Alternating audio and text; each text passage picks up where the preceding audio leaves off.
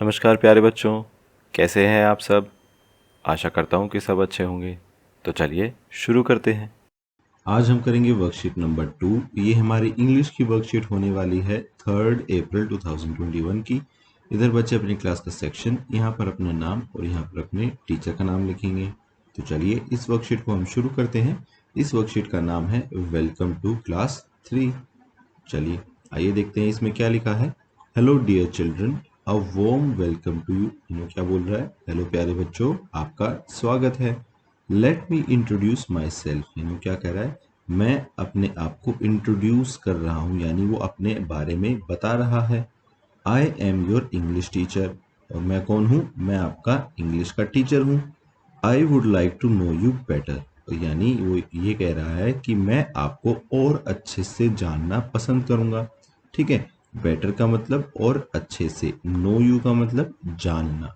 ठीक है, यानी वो ये चाहता है कि हम उसे अपने बारे में और चीज़ें बताएं।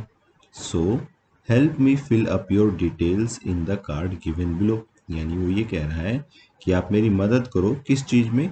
फिल अप योर डिटेल्स, यानी अपनी डिटेल्स बतानी है, हमें अपने बारे में कुछ चीज़ें बतानी है और उनको कहाँ पर लिखना है? इन द कार्ड गिवन बिलो। नीचे एक कार्ड दिया गया है, ये देखिए ये रहा।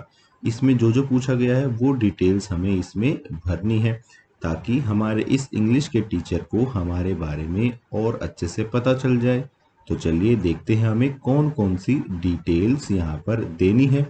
तो आइए, सबसे पहले क्या है? सबसे पहले है नेम। नेम यानी आपका नाम।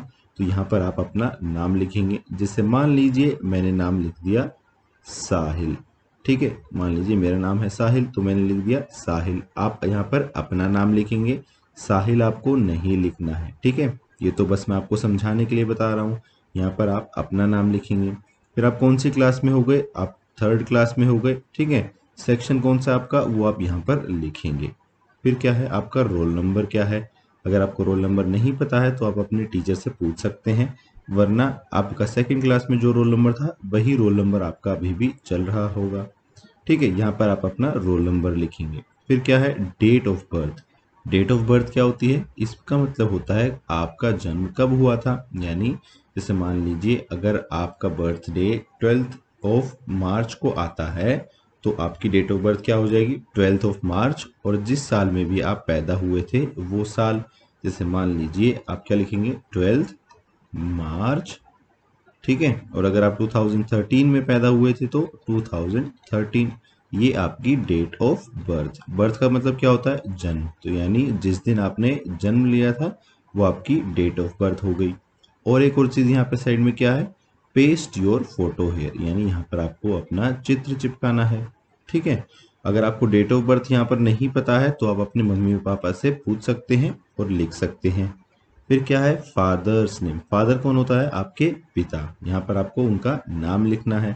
तो साहिल के पिता का नाम यहाँ पर लिखेंगे। ठीक है, वैसे ही जैसे यहाँ पर आप अपना नाम लिखेंगे तो यहाँ पर आप अपने पिता का नाम लिखेंगे। फिर क्या है? Mother's name. मदर कौन होती है? मम्मी। तो यानी यहाँ पर आप मम्मी का नाम लिखेंगे। ठीक है, फिर क्या है आगे? Home address. होम एड्रेस का मतलब क्या होता है? होम माने होता है घर, और एड्रेस का मतलब होता है पता। तो यानी यहाँ पर आपको अपने घर का पता लिखना है। जो भी आपके घर का पता है वो आप यहाँ पर लिखेंगे। ठीक है, फिर लास्ट में क्या है? Phone number. यहाँ पर आप अपने मम्मी या पापा का किसी का भी एक फ़ोन नंबर लिखेंगे। ठीक है, तो देखिए यहाँ पर बहुत सारी चीज़ें आ गई हैं, लेकिन हो सकता है कुछ चीज़ें आपको ना पता हो। यानी जैसे मान लीजिए आपको पता है कि आपके फादर का नाम क्या है, लेकिन उसकी स्पेलिंग क्या है वो आपको नहीं पता होगी। तो वो आप अपने पापा से पूछकर लिखेंगे या मम्मी से पूछकर लिखेंगे।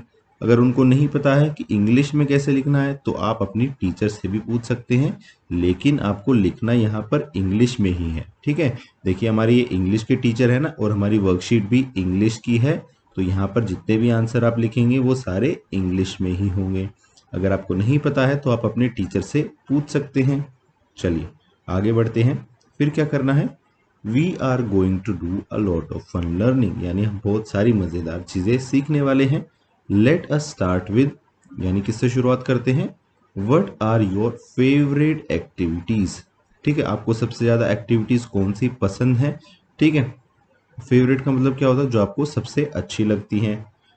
राइट और draw them in the clouds given below, या तो आप उनका नाम लिख सकते हैं या फिर आप उनका चित्र भी नीचे बना सकते हैं। ठीक है, क्लाउड्स यहाँ पर देखो, क्लाउड्स यहाँ पर बने हुए थे यानी बादल बने हुए थे, मैंने इनमें पहले ही चित्र चिपका दिया है।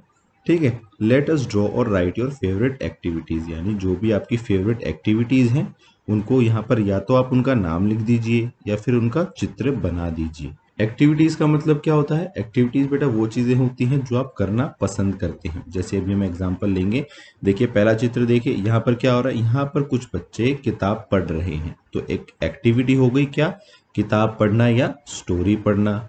ठीक है, तो वो एक एक्टिविटी हो गई है। अगर आपको स्टोरी पढ़ना या किताब पढ़ना अच्छा लगता है, वो आपकी फेवरेट एक्टिविटी है, तो आप यहाँ पर क्या लिख सकते हैं, रीडिंग। ठीक है, रीडिंग यानी पढ़ाई करना, तो रीडिंग आपकी एक फेवरेट एक्टिविटी हो सकती है। फिर देखिए दूसरा चित्र देखिए, यहाँ पर ये लड़का, ये बच्चा क्या कर रहा है, ये साइकिल चला रहा है, तो यानी साइकिलिंग जो एक एक्टिविटी है वो भी आपकी फेवरेट एक्टिविटी हो सकती है। अगर ऐसा है तो आप यहाँ पर लिख देंगे साइकिलिंग। ठीक है, और साथ साथ में आप उसका चित्र भी बना सकते हैं। ठीक है, एक यहाँ पर नीचे देखिए तीसरे चित्र में क्या कर रहे हैं बच्चे, यहाँ पर खेल रहे हैं। ठीक है, पार्क में या तो झूला झूल रहे हैं या खेल रहे हैं, तो प्लेइंग भी एक एक्टिविटी है जो कि आपकी फेवरेट एक्टिविटी हो सकती है। बहुत सारे बच्चों को खेलना पसंद होता है, तो आप यहाँ पर लिख सकते हैं प्लेइंग लिख सकते हैं, या फिर आप किसी गेम का नाम भी लिख सकते हैं। जैसे मान लीजिए आपको फुटबॉल पसंद है तो आप यहाँ पर फुटबॉल लिख सकते हैं। ठीक है, क्रिकेट पसंद है तो आप यहाँ पर क्रिकेट भी लिख सकते हैं। ठीक है, तो जो भी चीज़ आपको अच्छी लगती है करने में, वो आप यहाँ पर या तो लिख सकते हैं और साथ साथ उसका चित्र भी बना सकते हैं। आज की क्लास यहीं ख़त्म होती है। अगर आपके कोई डाउट्स हैं तो आप नीचे कमेंट सेक्शन में पूछ सकते हैं। कल फिर मिलेंगे, कुछ नया सीखेंगे। तब तक के लिए थैंक यू एंड जय हिंद।